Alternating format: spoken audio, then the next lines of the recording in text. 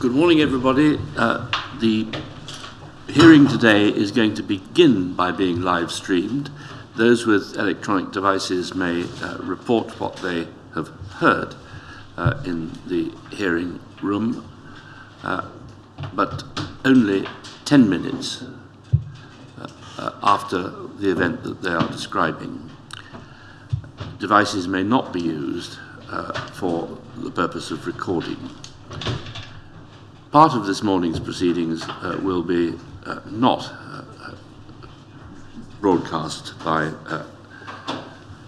live link. Instead, it will be transmitted to those who have registered on the webinar. That part of the proceedings is subject to a reporting restriction order. The terms of it, I think, have been read out. Anyone in any doubt about what they may report should ask a member of the inquiry staff. This afternoon it is likely we will go into a private session when there will be no broadcasting of proceedings by either means. Yes. Thank you, sir. HM1, I'm going to ask you some questions to begin with this morning about the individual that the inquiry is calling George, who you can check the cipher list for if you're unsure who that is, his suspicions, and in particular the Leyden Street campaign, the Leyden Street Slaughterhouse campaign. Right. Could we have a look, please, first of all, at a report MPS 0740300. It's a report of the 13th of January of 1993, and it reports on a monthly meeting of the London Boots Action Group. It doesn't bear your identifier on the face of this report, HM1, so that you understand the inquiry has considered to date at least that this is likely to be either your reporting or reporting from Andrew Coles. Could we have a look at the body of the report, please? And paragraph 4. It's C67, sir. Sorry, C7.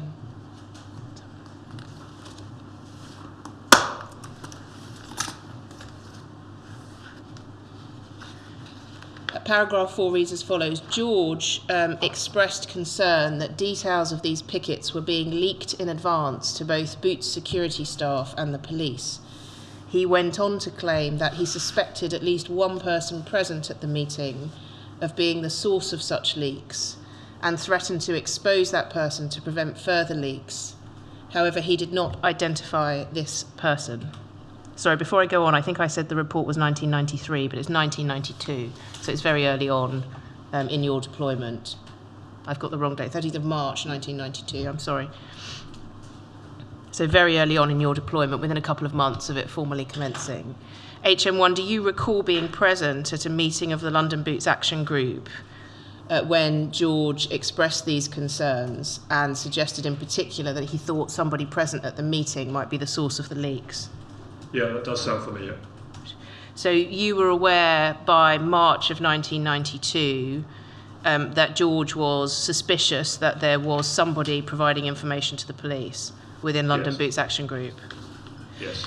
Do you remember whether at that meeting you were conscious that he might be suspicious of you in particular? No, not at that time. There were enough newcomers, I think,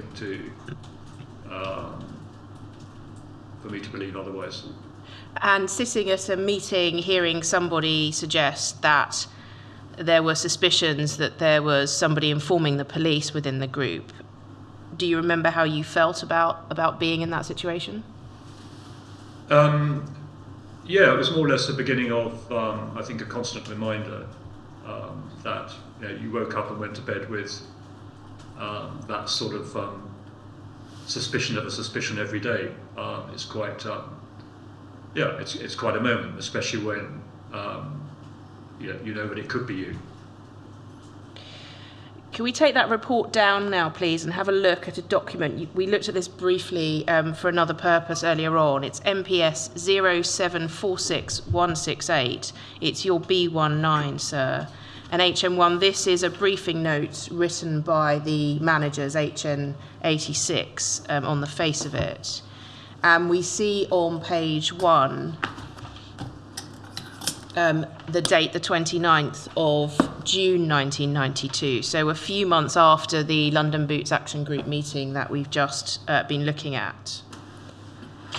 And if we look, please, at the first 2 paragraphs of this briefing note, if we could zoom in on those. It begins, Andy Coles mentioned again that the suspicions regarding HN1 had been raised by his group, George, etc. Jeff Shepherd has also has been making inquiries. They seem to be on the same theme, i.e. a journalist. They also seem to think his bleep is too expensive a model for his occupation. This, in fact, is not the case, but it is the perception that is damaging. They seem to think some sort of expose will occur, probably against George. There is still doubt in their minds, and he has to persevere whether or not he is withdrawn in the long term. This is because we do not wish to compound any suspicion by a sudden exit. Were you aware that not only George but Jeff Shepherd was making inquiries about you in the first half of 1992? I don't remember that, no. Did Andrew Coles tell you the information that is recorded in the first paragraph there? No. How do you feel about the fact that he didn't speak to you directly about it? Not the sort of thing I'd have done. And why not? I think if a colleague of mine had come under suspicion and I was privy to it, I'd find a way of telling them directly. And what would be your purpose in telling them?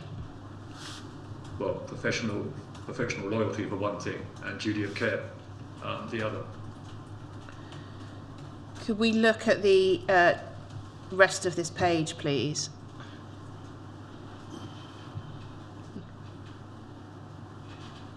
Can we zoom in so that it's easier for the witness to read, please? On the bottom half, thank you. I've asked you some questions about the paragraph with the underlining about having to win their confidence through some illegal act. I want to ask you now about what's below that. Action number 1. HM1 is not to be told at present. Disclosure may make him give himself away and damage his confidence. Was that action followed in that you were not told in June 1992 that Andrew Coles had reported suspicions? Yeah, that's as I recall. Yeah, I wasn't told. And how do you feel about the decision by the managers, on the face of it, HN86, possibly in conjunction with HN67, not to tell you what Andrew Coles had told them? I take a very dim view of it. And can you just explain why that's your view? I think it's unprofessional. I think it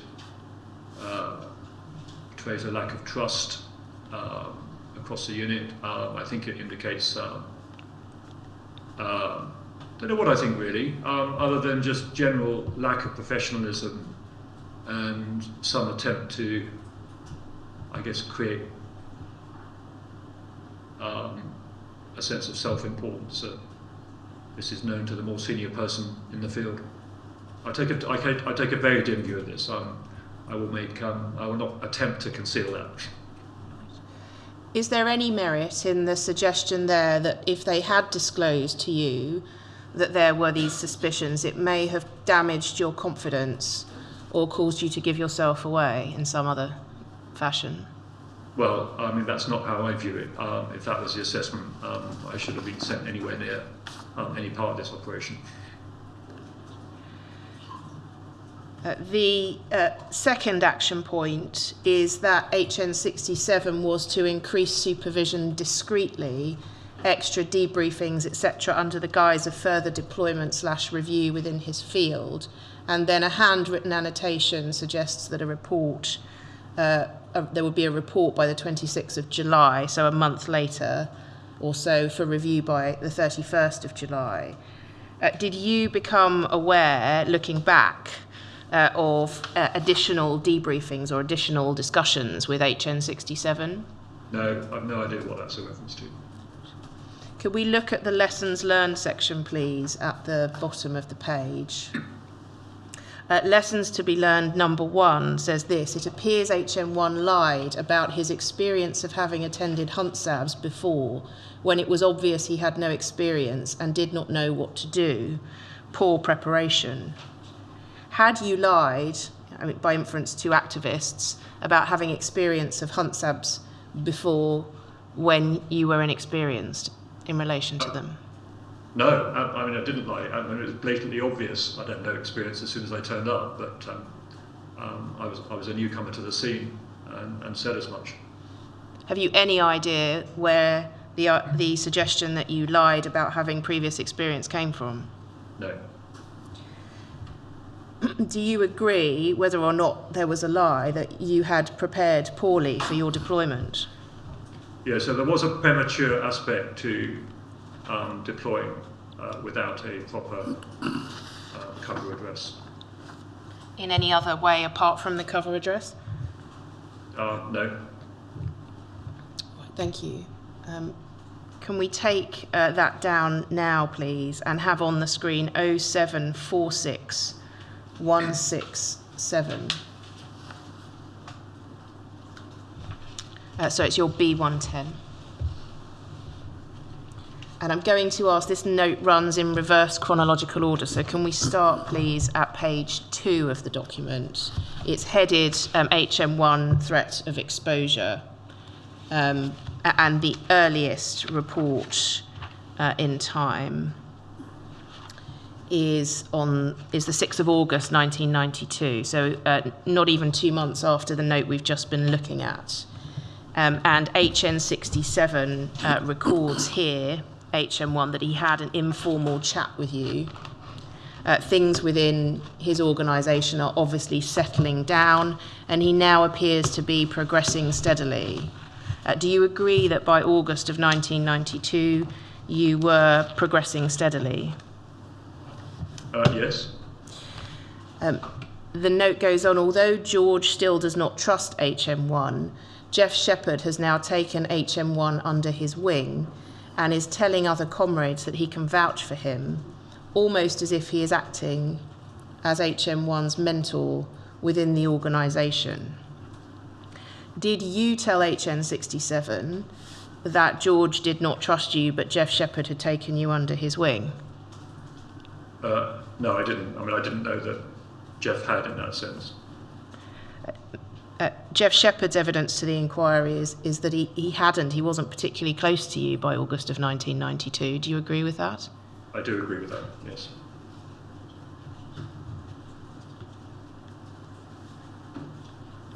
Have you any idea then, if not from you, where this suggestion that George still does not trust you but Jeff Shepherd had taken you under his wing, where that had come from? Not the Jeff comment, no. George didn't attempt to conceal his both mistrust and dislike to many people of me, so many people were aware of it.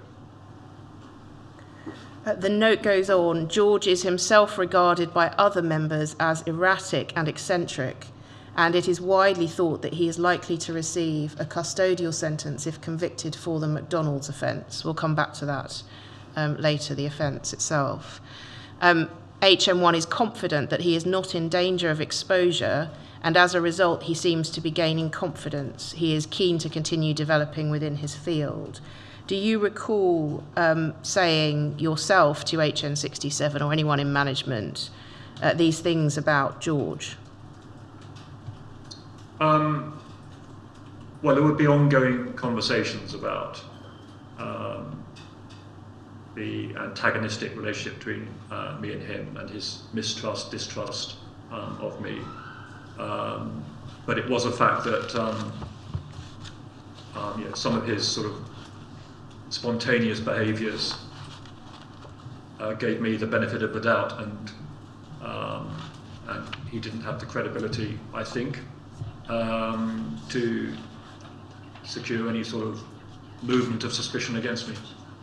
Can I just ask what you mean when you say some of his spontaneous behaviours gave me the benefit of the doubt? Yeah, well, I think this, I'm looking at the words on this page. So sort of the erratic, sort of spontaneous outbursts. I think the McDonald's incident might have been an indication of that, I don't know, but he did have a reputation for being emotionally volatile. All right, so if I understand your evidence correctly, then it was that sort of characteristic of George's that meant that you were safer from suspicion than you might have been if if I use the word stable, reliable individual had been making allegations against you. Yeah, I mean, and that clearly was the case. Others didn't share his suspicions, which I think is ultimately how I was able to continue. Were you confident that you were not in danger of exposure then? No, I was never totally confident of that. Did you ever give the impression to your managers that you were confident about that? Well, I would, and this is what I genuinely believe, that this was a permanent risk of every day of this operation, every day. But as time went on, it was clearly the case that those suspicions were not widely held by those that were they held. I would have had serious concerns about. The second paragraph that we can see on the screen that begins, "I am of the opinion," it indicates that HN67 concluded that whatever danger of exposure there had been, it wasn't sufficient to make any change. You could just carry on in your deployment.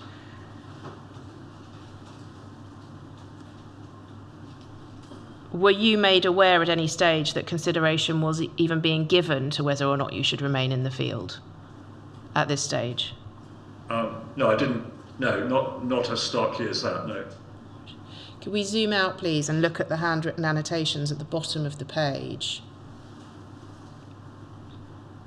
Right, so that note, drafted on the face of it by HN67, is seen by HN86, who writes, "Continue monitoring." And then there are annotations. The one, in fact, at the bottom appears to be October. The one above it, September.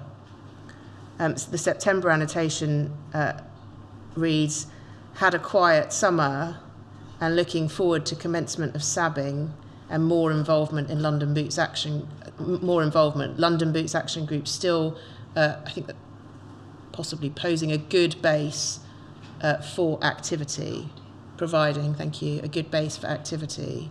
Do you recall having a conversation with HN86 in or around September 1992, assessing how you were getting on in the field? No, not specifically, but that was the general welfaring of all of us was such that there was a constant "how are you getting on," even to the weekly sessions. But that was HN86's sort of approach to this was fairly binary, and this was a set of typical minutes that enabled life to go on. Can you explain what you mean by HN86's approach to this was fairly binary? Well, sort of, you're either under suspicion or you're not, and if you're not, that helps with the risk assessment. All right. I just want to ask you about one more aspect of this note before we move on to a later one. Can we look back at the whole page, please? And just going back to a paragraph we looked at earlier, George is himself regarded by other members as erratic and eccentric, and it is widely thought that he is likely to receive a custodial sentence if convicted for the McDonald's offence. You reported on the criminal proceedings involving George. And so bearing that in mind, could we have on the screen, please, MPS 0737515? And before I ask questions about this, we need to turn the YouTube stream off, please. So before I continue, I'll wait for the nod.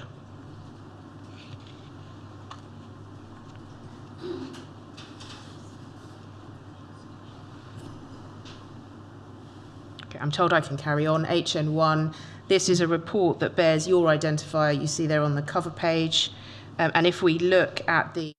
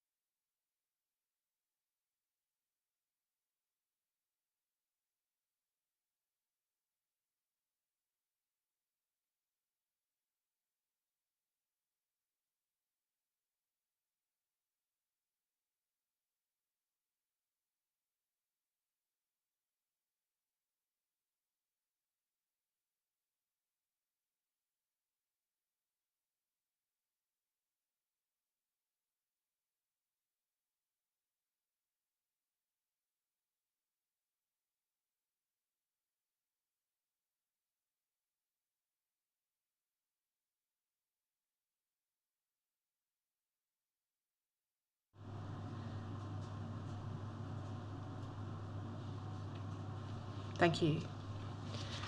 Could we have on the screen, please, MPS 0728877. It's your C155, sir, but some of the previous redactions for privacy have been lifted with Ms. Fuller's consent.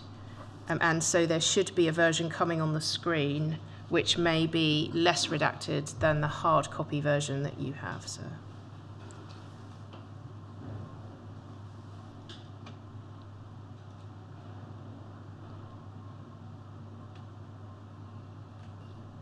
Can we scroll to the content? Thank you. HM1, a report on Miss Fuller. Is there a cover sheet in between? Thank you. It bears your identifier, HM1. And the report itself is a report, if we can look at it, on Miss Fuller.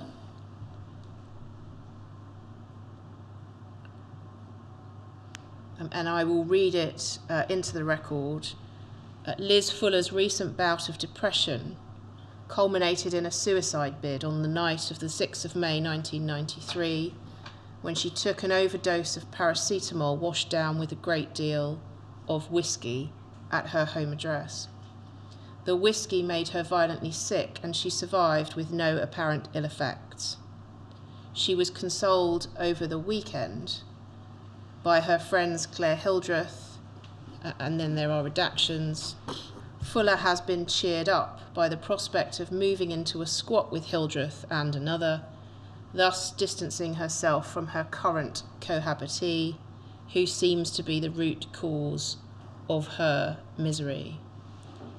HM1, I hope that if you want to see who appears under the redactions, you should have a copy of the report that permits you to do so. But I will, if you want to stop and check, please just let me know.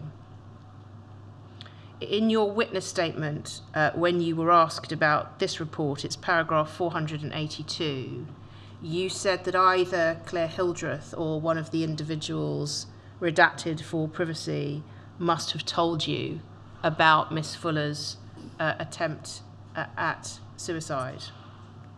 Do you stick to that? Well, that's as I remember it, yes. Is it possible that Miss Fuller herself told you what she had done? Well, I think eventually she did. I can't remember whether she was likely to have been able to have told me prior to her friends telling me. She has a recollection, according to her evidence, of speaking to you from a phone box within 24 hours of taking the overdose and telling you what she had done. Is she right about that? Well, I'm not contesting it. I just don't recall the sequencing of who told me first and how I got to learn about it first. So you don't remember whether it was the woman with whom you entered an intimate relationship who told you about this most personal detail, or somebody else? Well, I don't remember that bit, but the outcome of whoever told me was me. I remember being concerned about it. Concerned about what exactly?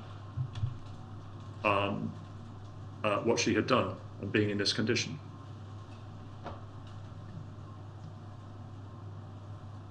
She is 100% sure, she tells the inquiry, that it was you who first came around to comfort her, not Claire Hildreth or the other individuals mentioned in this report. Did you go around to comfort her the next day? I certainly went round. If it was the next day, that's highly possible. And your purpose in going round was to offer her comfort? Yes.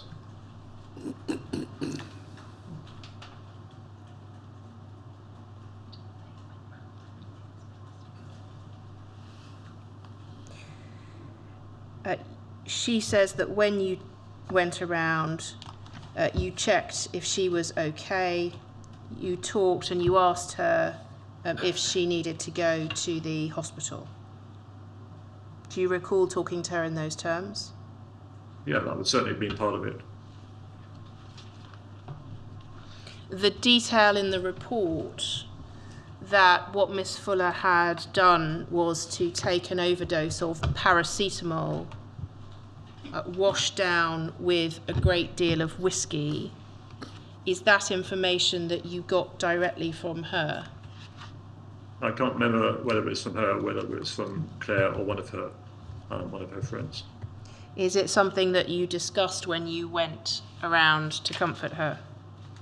I don't remember. All I remember the focus was of being concerned about her condition and genuinely upset.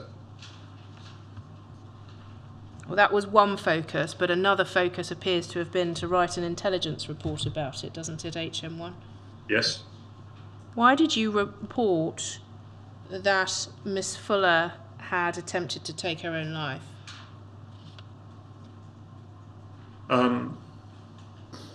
It was a significant event in someone's life, indicating a state of mind. What did it have to do with the police that Miss Fuller had attempted to take her own life using paracetamol and whiskey?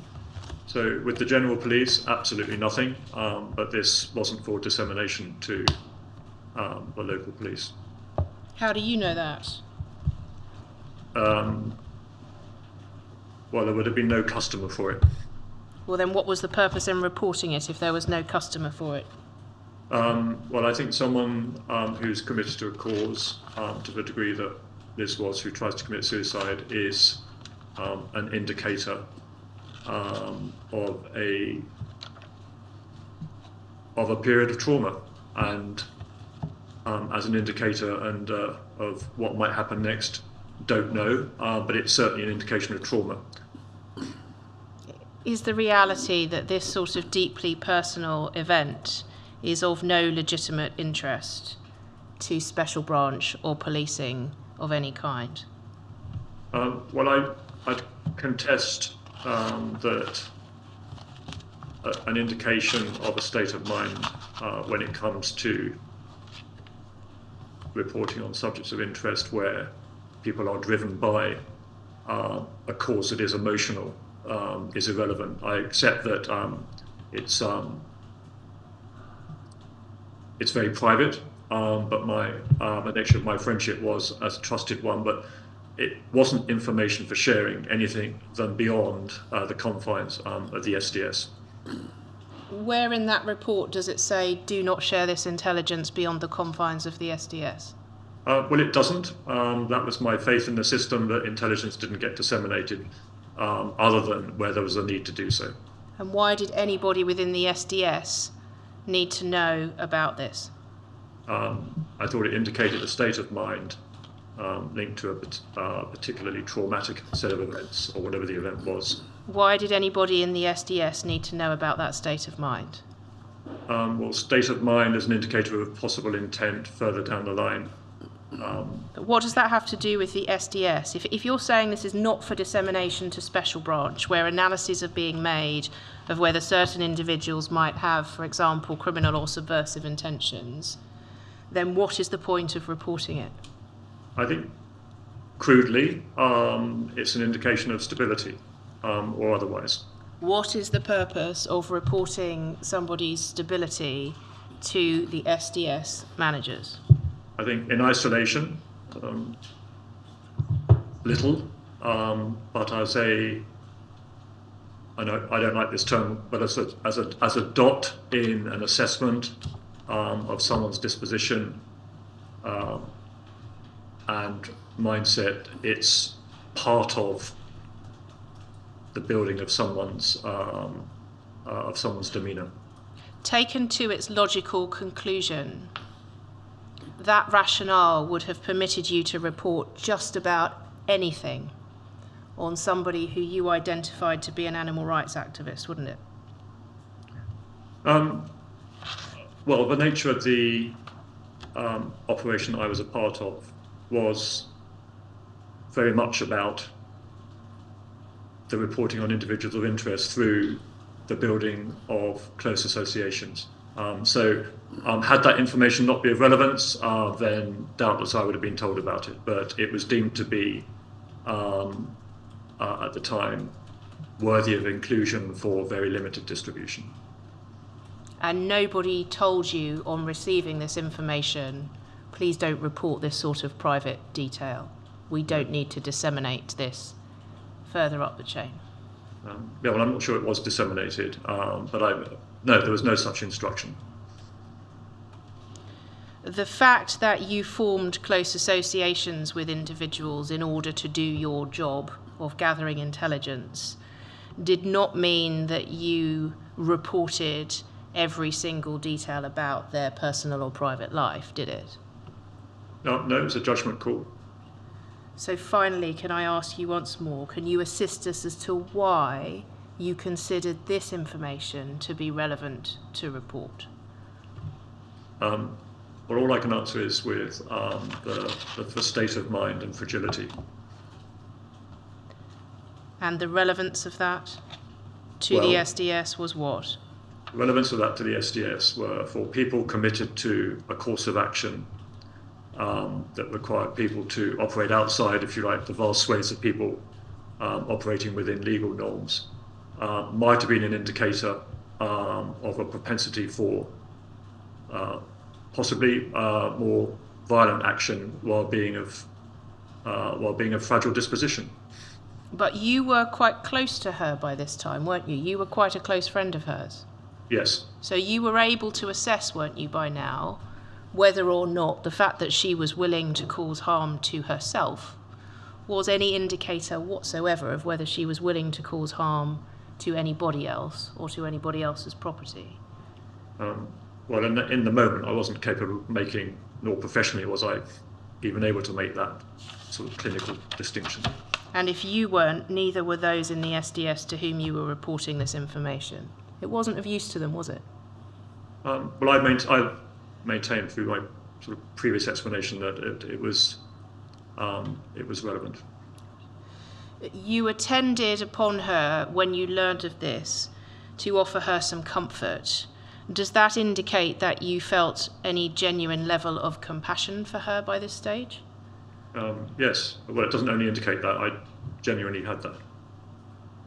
And the fact that she rang you or spoke to you about these events suggests that your friendship must have been relatively close by this stage, doesn't it? Yes. Looking again at the report, it identifies an individual in the very last sentence, part of the last sentence, who is described as seems to be the root cause of her misery, a current cohabitee. Denise Fuller has given evidence that she lived with a housemate who made unwanted sexual advances towards her, and she was worried that he was going to sexually assault her and was taking steps to try to stop him from getting into her room. You knew about that, did you not? Don't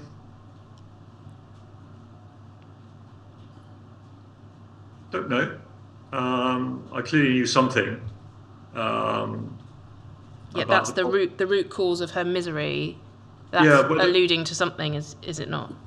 No, certainly, yes. It's whether specifically there was I was aware of that degree of detail.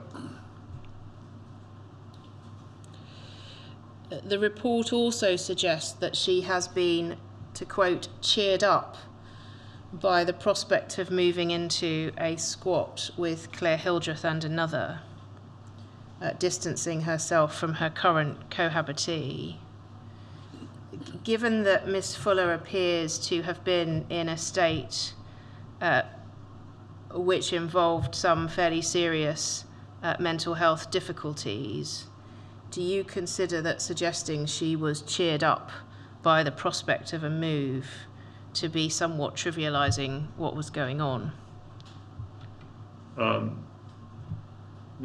in the slightest.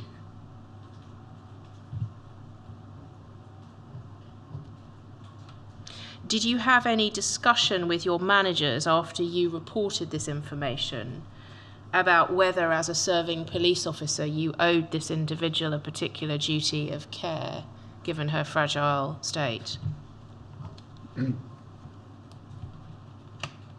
No, I didn't have that conversation. Did you ever consider your duty of care to this member of the public as a police officer who had just attempted to take her own life? I considered absolutely a duty of care out of the fact that I knew her and we were so-called friends. I think that's in part the relevance of her close friendship with Hildreth being of some comfort to her, which is why I flagged that. But yes, absolutely, I was, but I didn't consider it as any form of formal duty of care. It was a sort of genuine human response to someone in distress with whom I was friends. But separately from the human response, did you step back and think, I'm a police officer and here is a member of the public who may come to some harm? What should I do as a police officer? No, I don't think that would have added to the level of care and concern I already had. But no, I didn't, is the answer to your question.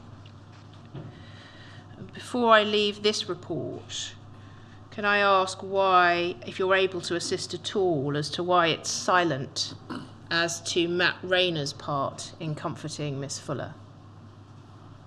I don't know, I'm sorry. Did you report to your managers that you had done so? Yes. How? In writing or orally? At already one of the meetings, or separately, but most certainly I did, yes. You can recall it, can you? Yes, yeah, it was quite a big event. Who did you tell? Be careful with names, of course. Yes, so that I can't recall it, as to who was in the room when I told them. It could well have been at one of the twice weekly meetings in which it would have been the DCI and the DS. I can't specifically remember who. So May 1993, your DI was HN 67, your DCI was HN 86, the detective sergeants were Detective Sergeant Webb or Detective Sergeant McIntosh. Does that help? So I think certainly HN 86. And you did that in a meeting just with managers, or would the other undercover officers have been able to hear the information you were imparting? No, that was just with managers. All right, can we take that report down? That's the 11th of May 1993. And can we have up MPS 0728879? It's your C156, sir. It's the 18th of May, so 7 days later. I think we can go back to the usual version of this one.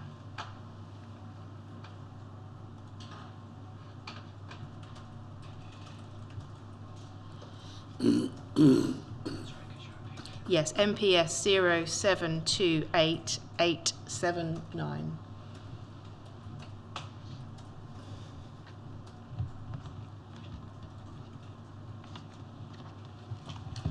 And can we go, please, through the pages? HM1, it bears your identifier.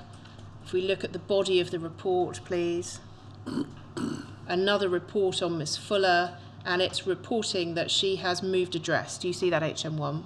Yes. So within a week of you reporting the events we've just been discussing, she moves out of her address where Miss Fuller says she was frightened of one of her housemates. Her evidence is that you helped her move house, did you? I think so, yes. And why did you do that? I think it would have been a natural thing to do, to help a friend move house. Did you tell your managers that you were helping her to move after the reporting that we've just looked at? If I did, I don't recall that conversation. Miss Fuller recalls you going around to the address and spending the evening with her and her housemates. Yes, it's quite possible. That's quite possible. And her recollection is that it was not long after this house move that the two of you moved from a friendship to an intimate and sexual relationship. Do you agree with that timing? More or less, yes. So within a small number of weeks after reporting that Miss Fuller had been in a state where she had contemplated and attempted to take her own life, you began an intimate and sexual relationship with her. Well, that was the sequence in terms of timings, yes. Did you consider her vulnerability at the time? To me, she did not present as anyone vulnerable at that stage. Notwithstanding what you reported on the 11th of May about her actions? Correct. She presented as someone strong, in control, determined. Did your knowledge of her attempt to take her own life not influence your assessment of her at all? Well, the gap between the two events Appears to be a few weeks, HM1.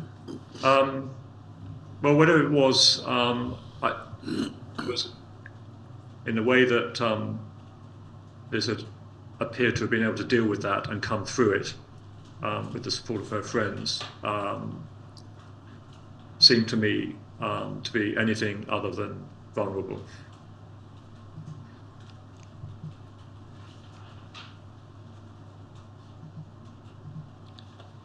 As I understood your answers as to why you reported on the suicide at all, it was because it might indicate something about her state of mind to the SDS or to the police. But you seem to be suggesting that it had no influence on your assessment of her state of mind when you decided to enter a relationship with her. Is that what your answers amount to? Well, all I saw is all I saw was someone who had come through it well and appeared to be well and truly through it. You were aware, weren't you, that this was not a one-off for Miss Fuller, in the sense that she was somebody who had suffered some trauma whilst growing up. I won't go into the details whilst we remain streaming. But she had suffered some trauma in childhood and suffered chronically in terms of her mental health. You knew that about her, didn't you? I don't think I did. At any stage? During my time in association with Liz, no, I don't remember her telling me that. Right. Her evidence is that she did discuss details of that with you. Is she wrong about that? Well, look, I apologise if I forget. If I have forgotten something as significant as that. But I just don't remember it. I really don't. Are you genuinely forgetting it, HM1? Or are you skirting around it because you realise that it paints you in somewhat of a bad light to have selected quite such a vulnerable woman to form a sexual relationship with in your undercover identity? No, I really haven't skirted around anything on this, and that's certainly not the case here. I genuinely don't recall any mention of a childhood trauma.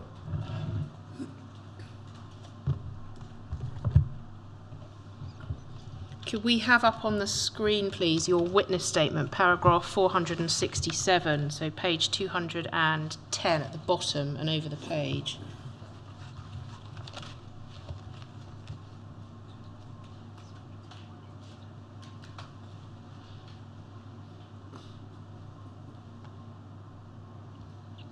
This is your description in your witness statement of how your relationship with Miss Fuller came to move from a friendship to something more intimate. And I would want to read parts of it back to you to refresh your memory, please, HM1. You say this: one evening when we were alone together after an event, she asked me why I did not have a partner in my life. I said I was happy as I was.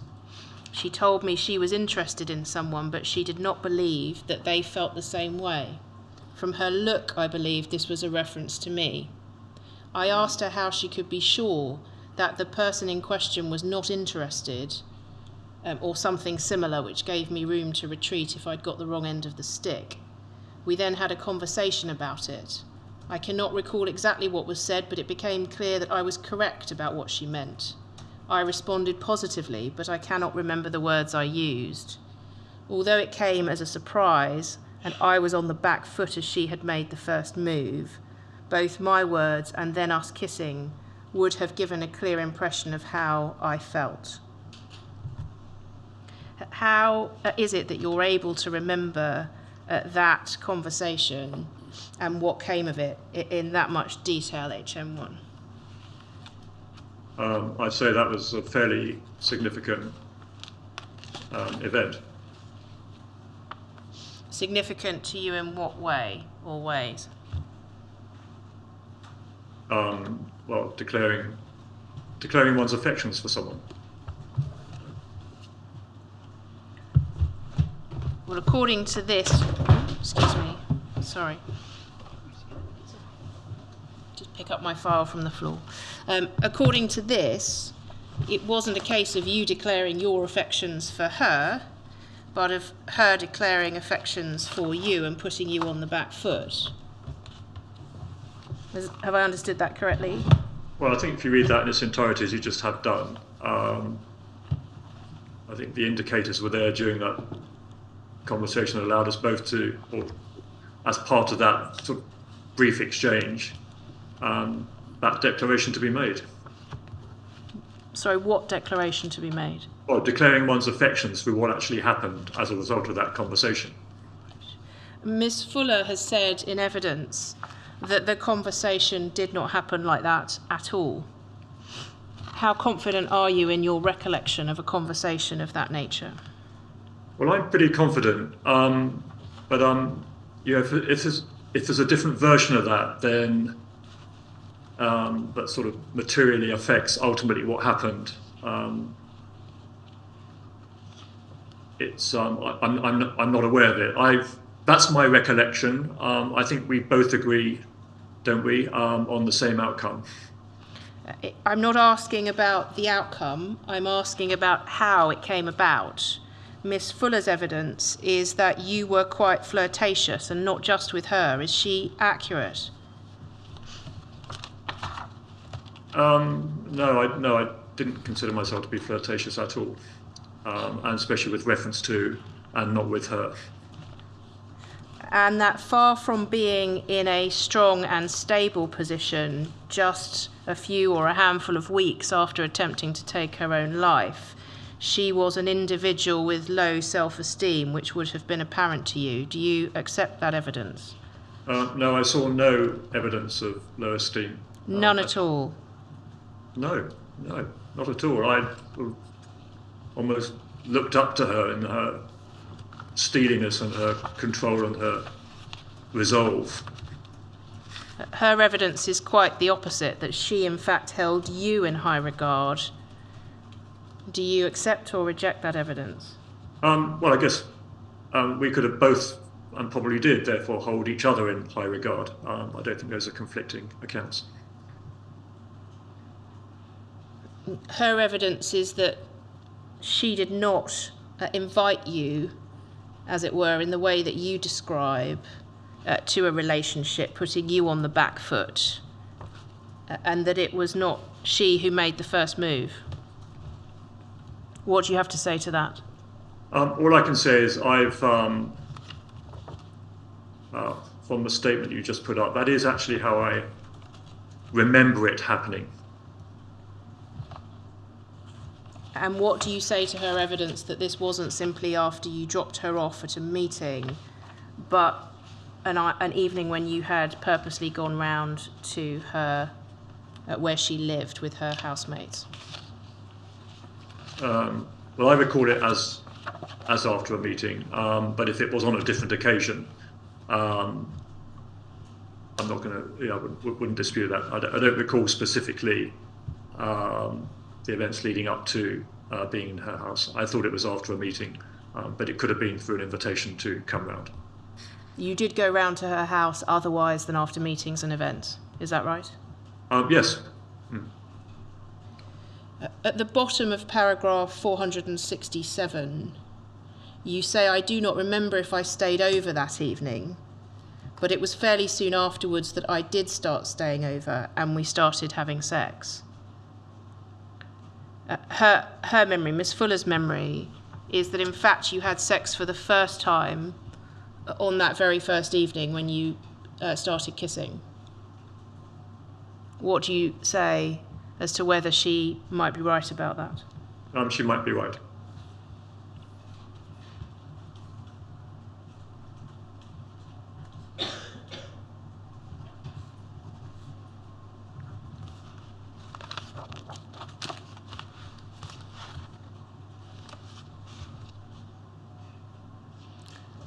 So I've quite a lot further to go on this topic, and it's 1 o'clock, so...